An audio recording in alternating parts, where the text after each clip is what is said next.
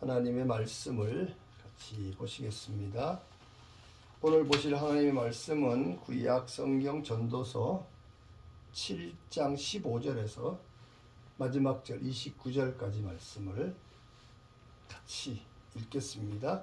전도서 7장 15절부터 마지막 절입니다. 같이 읽습니다. 시작. 내가 내 헛된 날에 이 모든 일을 본즉 자기의 의로운 중에서 멸망하는 의인이 있고 자기의 악행 중에서 장수하는 악인이 있으니 지나치게 의인이 되지 말며 지나치게 지혜자도 되지 말라. 어찌하여 스스로 패망케 하겠느냐. 지나치게 악인이 되지 말며 우매자도 되지 말라. 어찌하여 기한 전에 죽으려느냐. 너는 이것을 잡으며 저것을 놓지 마는 것이 좋으니 하나님을 경외하는 자는 이 모든 일에서 벗어날 것임이니라. 지혜가 지혜자로 성읍 가운데 열 유사보다 능력이 있게 하느니라. 선을 행하고 죄를 범치 아니하는 의인은 세상에 아주 없느니라. 무릇 사람의 말을 들으려고 마음을 두지 말라. 염려컨대 내 종이 너를 저주하는 것을 들으리라. 너도 가끔 사람을 저주한 것을 내 마음이 아느니라.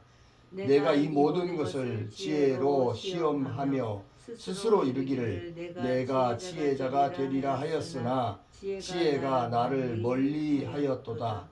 무릇 된 것이 멀고 깊고 깊도다. 누가 능히 통달하랴.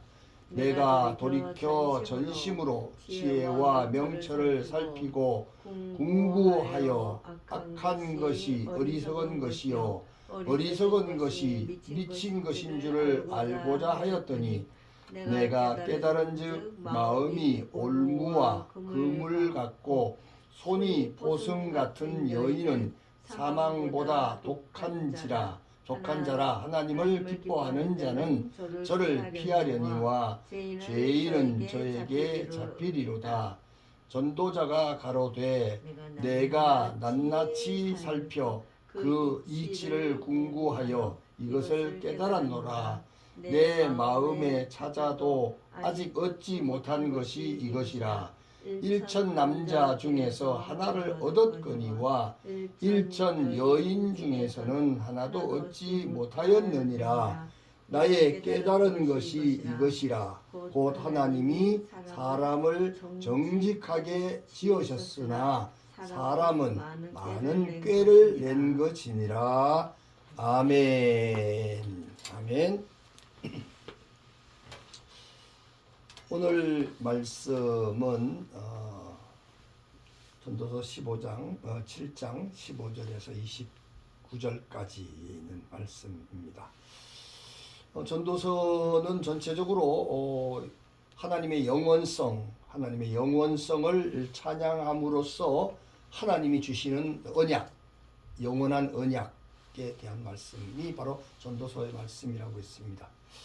그래서 해 아래서의 모든 일과 수고 등 범사가 사실 허무한 것이지만 하나님을 경외하는 것만이 유익하게 하시는 하나님의 영원성의 찬양을 통해서 메시아를 약속하시는 여호와 하나님을 계시하고 있는 내용이라 이렇게 말씀을 드렸고 그것으로부터 시작을 했습니다. 자, 오늘 말씀 지난주에는 7장에서 지혜가 더 나은 것이라고 말씀하셨을 때에 근심은 마음을 좋게 함으로 지혜자는 초상집에 있다고 했고 지혜자의 책망이 우매자의 노래보다 낫다 이렇게 말씀하셨고 그리고 노를 바라거나 과거를 그리워하는 것은 결코 지혜가 아니다 이렇게 말씀하시고 또 지혜는 유익하며 돈보다도 더욱 아름다운 것이다 라고 말씀을 하신 그 14절까지의 말씀을 가지고 나의 오늘은 어떠한가, 우리 자신의 오늘은 어떤 것을 추구하고 있는가 하는 사실을 우리가 생각해 보았습니다. 이제 오늘 말씀은 15절에서 18절까지에 보니까 하나님을 경외하는 자는 헛된 날에 모든 일에서 벗어난다 그랬고요. 19절에서 22절까지는 지혜자로 열유사보다 능력이 있게 한다고 말씀하십니다. 그리고 23절에서 29절까지는 하나님을 기뻐하는 자가 악이 어리석은 것을 깨닫는다고 말씀을 하셨습니다. 자, 이 말씀을 우리가 근거로 해서 누가 하늘의 지혜로 나갈 수 있는가 하는 말씀을 제목으로 함께 말씀을 상고하겠습니다. 하늘의 지혜는 누가 갈 수 있는가? 우리 쪽에서 갈 수 있을까요? 하늘의 지혜가 우리한테 와야 되겠죠. 우리가 갈 수 있는 게 아니고. 자, 첫 번째로 우리가 생각하는 것은 성경은 하나님 나라의 구원 언약을 계시한 하나님의 말씀입니다. 사람의 말이 아니고 하나님의 말씀입니다. 세상의 책이 아니고 하나님의 나라의 책이다 이렇게 말할 수 있겠죠. 그러므로 성경에 기록된 역사적인 사실이나 시문학적인 표현은 단순히 사실을 전달하는 팩트에만 목적이 있는 것이 결코 아닙니다. 그 기록된 사건과 인물들 그리고 시문학적인 내용 안에서 하나님의 의도를 발견해야 한다는 겁니다. 하나님의 의도가 뭡니까? 하나님의 이 기록한 글을 통해서 기록한 이 기록의 목적이 뭐고 그 기록한 계획 하나님의 계획이 뭐고 하나님의 의도 하나님의 뜻이 뭔가 하는 것입니다. 우리 인간관계 속에서도 그렇습니다. 사실이 우린 시간 세계 사니까 팩트라고 하는 사실이 참 중요한 사실입니다. 그렇지만 사실만 중요한 게 아닙니다. 사실 속에 숨어있는 의미, 목적, 의도가 굉장히 중요합니다. 여러분 못생긴 사람을 보고 팩트로 얘기하면 뭐라고 해야 됩니까? 못생겼다 그렇게 얘기해야 됩니다. 그걸 어린아이 수준에서 보면 그게 진실입니다. 사실이죠. 그런데 나이가 먹은 사람이 못생긴 사람을 보고서 진실하게 못생겼다. 그거는 사실을 잘 말한 진실한 사람이 아닙니다. 무식한 사람입니다. 모자라는 사람이죠. 그렇죠? 우리 못생긴 사람을 보고도 아주 매력 있게 생겼습니다. 라든지 다른 것으로 잘 포장을 합니다. 그 무슨 말입니까? 그 말하고 싶은 그 사람이 상처입을까봐 그 사람에게 대해서 존중하는 마음으로 우리가 사실이 아니지만 목적과 계획과 뜻, 의도가 그 속에 들어있는 것이죠. 그것이 수준 높은 자들이 표현할 수 있는 그런 표현법이라고 말할 수 있겠습니다. 물론 이 발견은 하나님의 은혜로 열려져야 하기 때문에 이 하나님의 의도, 하나님의 목적과 계획과 뜻을 발견하는 일에는 우리 쪽에서 노력하고 연구해서 되는 것이 아니고 하나님의 은혜로 하나님이 열어주셔야 되는 거죠. 그리고 열려져야 하기 때문에 성경을 읽는 성도가 그들의 지식으로 발견하는 것이 아니라 하나님의 은혜로 발견되어지는 것인 줄을 믿습니다. 빌립보서 3장 7절에서 9절에 있는 말씀을 참고하시면 좋겠습니다. 두 번째로 전도서는 믿음으로 받아들이기 위해서도 올람이신 영원이신 하나님의 은혜의 계시가 열려져야만이 헤벨의 인생들, 잠깐이며 허무한 인생들이 참 지혜의 길에 올라설 수가 있는 것이죠. 그래서 성경은 뭐라고 그러니까 성령을 받으라. 성령을 받으라. 성령을 사모하라. 성령님이신 하나님이 우리 안에 들어와야 하나님의 은혜가 들어와야 눈이 열리기 시작하는 거죠. 인생은 그들의 허무한 날 헤벨을 사는 동안 지혜의 기본 공식으로 설명할 수 없는 일이 많다는 것을 15절에 이 전도서 기자가 고백을 하고 있습니다. 의롭게 살아가는 의인에게 멸망이 있고 의롭게 살아 살아가는 의인에게 멸망이 있고 악행으로 살아가는 악한 자에게 장수가 있다. 그것을 보았다는 것이죠. 그러니 너무 의롭게 너무 지나치게 지혜롭게 살다가 스스로 패망의 길에 빠지지 말고 너무 악하게 살다가 우매에 빠져 기한도 되기 전에 죽지 말라고 16절 17절에 기록을 하고 있습니다. 도대체 이 말이 무슨 말이겠습니까? 교회와 성도들이 이 세상에서 어떻게 살아가라는 말이겠습니까? 지혜와 우매, 선과 악한 길 사이에서 적당히 타협하며 살아가라는 말일까요?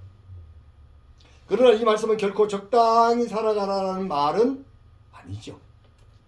지혜와 우매, 선과 악의 기준을 사람의 생각이나 자기가 정한 기준으로 쉽게 판단하지 말라는 것입니다.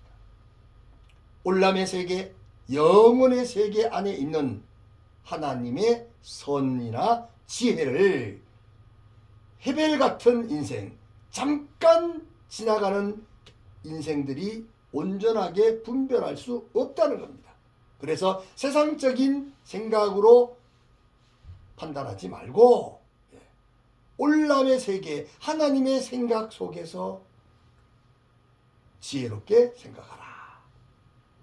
헤벨 잠깐의 인생들은 지혜나 선의 여러 모습을 자신이 경험할 수 있는 수준에서만 판단할 수가 있는 것입니다.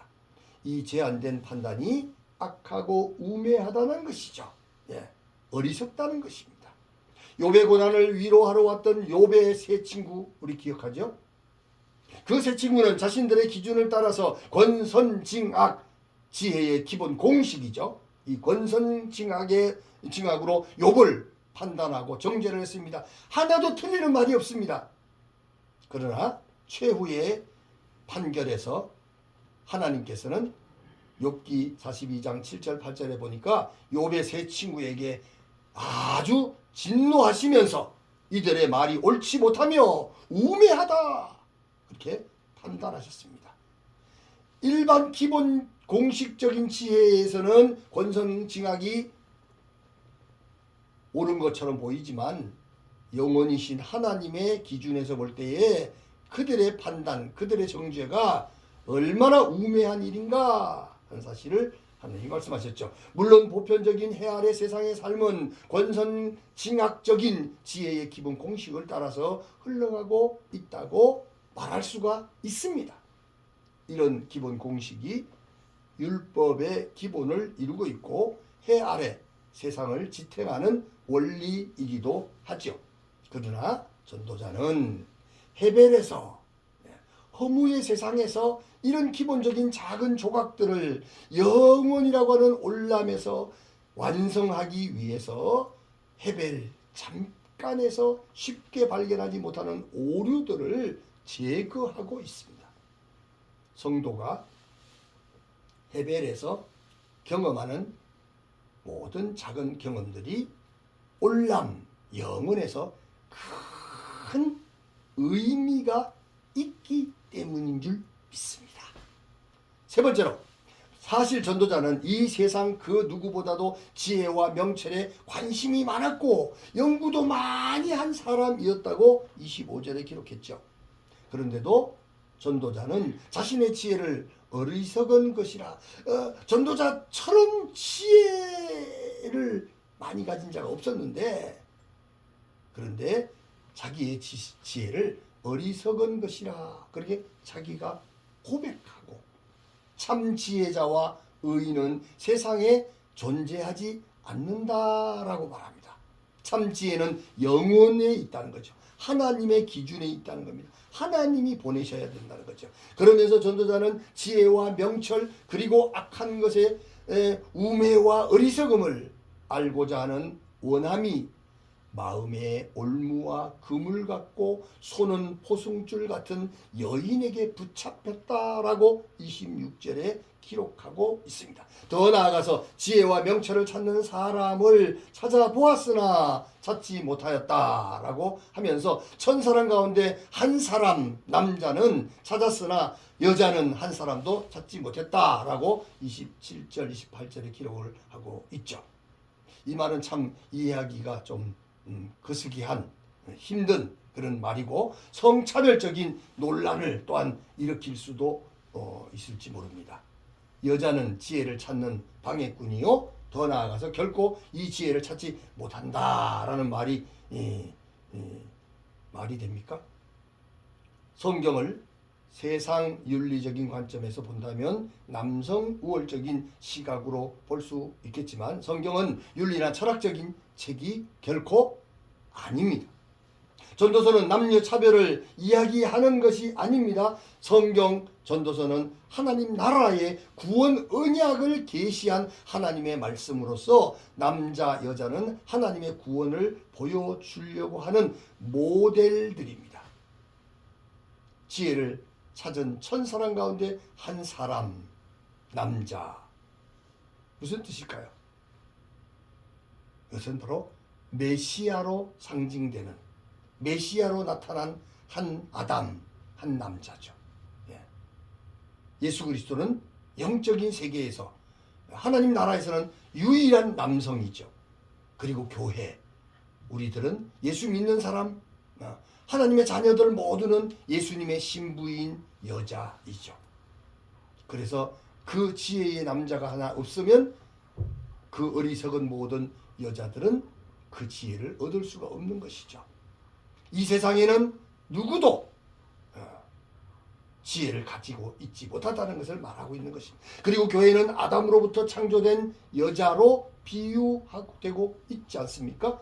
여자 바로 이 인생들은 하나님의 은혜의 계시가 없이는 하나님의 나라로부터 오는 계시가 없이는 하늘의 지혜를 발견하지 못한다. 발견할 수가 없다는 것이죠.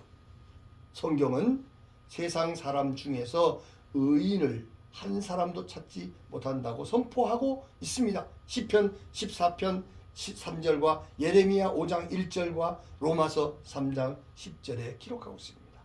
의인은 없나니 하나도 없다.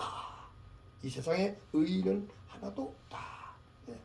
의인이 되는 길은 진짜 의인이 되는 길은 의인으로 오신 예수 그리스도를 영접하고 그 신랑과 결혼해서 한 몸을 이루어질 때에 믿음으로 우리는 한 몸이 되어서 의롭다함을 얻습니다. 전도자는 이 사실을 하나님의 창조는 완전했지만 사람들이 꾀를 낸 것이라고 29절에 기록합니다. 하나님은 완전하게 어렵게 창조를 하셨는데 인간이 꾀를 냈다. 무슨 말입니까? 인간 중심의 생각을 함으로 말미암아서 결국 하나님을 떠났고 마귀의 유혹에 빠져서 결국은 죄 가운데 거하게 됐다는 것이죠. 하나님의 지혜와 사람의 생각이 이렇게 다르다는 것을 분명하게 알려주고 있는 것입니다. 마지막 네 번째로 전도자는 하나님의 백성들에게 올람의 세계로 영혼의 세계로 지평을 넓혀서 이 영혼의 세계를 보라는 거죠. 이 영혼의 세계가 있다. 올람의 세계가 있다. 이 세상이 끝이 아니다라는 것이죠. 이 물속에서 이 뭐죠? 올챙이 같은 작은 그 꼬물꼬물 다니는 그 뭐라 그럽니까? 그들이 물속에서 그것들이 이제 때가 돼가지고 육지로 이렇게 올라오지 않습니까?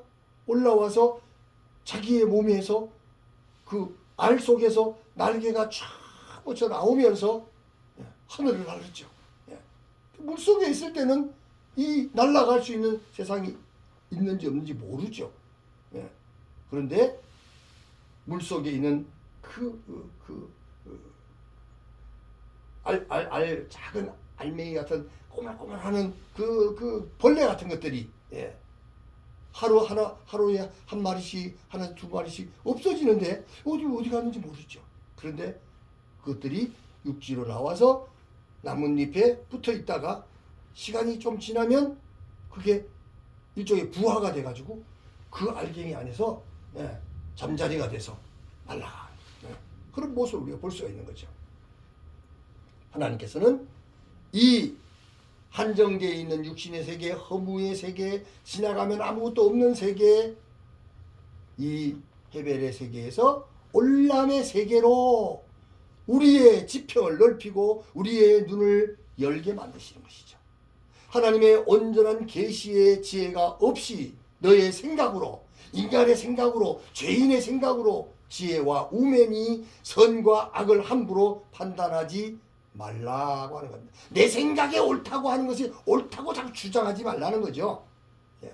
너의 경험, 너의 지식, 세상이 말하는 지식 아무리 옳다고 해도 하나님이 옳지 않다고 말씀하시면 그건 아무것도 아니죠. 내가 경험하고 당신에게 보여지는 선한 것들이 올람, 영원한 세계. 그런데 이 잠깐의 세계에서는 악한 것일 수가 있고 악한 것들이 선한 것일 수가 있기 때문입니다.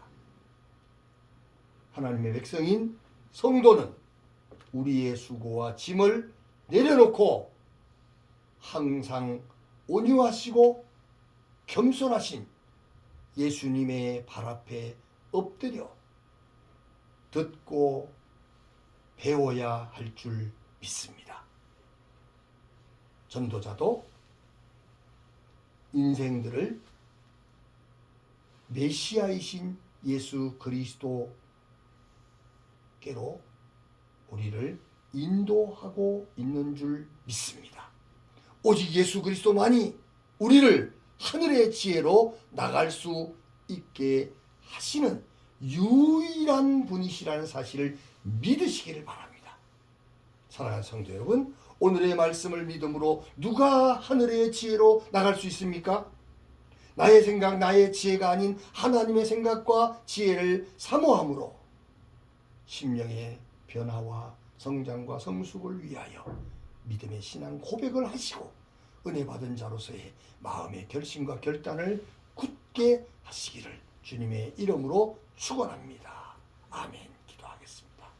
살아계신 하나님, 거룩하신 하나님, 오늘도 우리에게 은혜를 주시고 우리의 힘으로는 하늘의 지혜로 결단코 나갈 수가 없고 세상의 것에 잠깐 있는 것들에게 사로잡혀 살 수밖에 없기에 하나님께서 참 지혜자이신 하나님의 아들 메시아 예수 그리스도를 우리에게 보내주셔서 영원이신 예수님이 우리 안에 들어오시고 우리의 구주가 되시고 우리의 신랑이 되시고 우리의 영원한 생명이 되심으로 말미암아서 우리에게 하늘의 지혜를 깨닫게 해주시는 줄 믿습니다.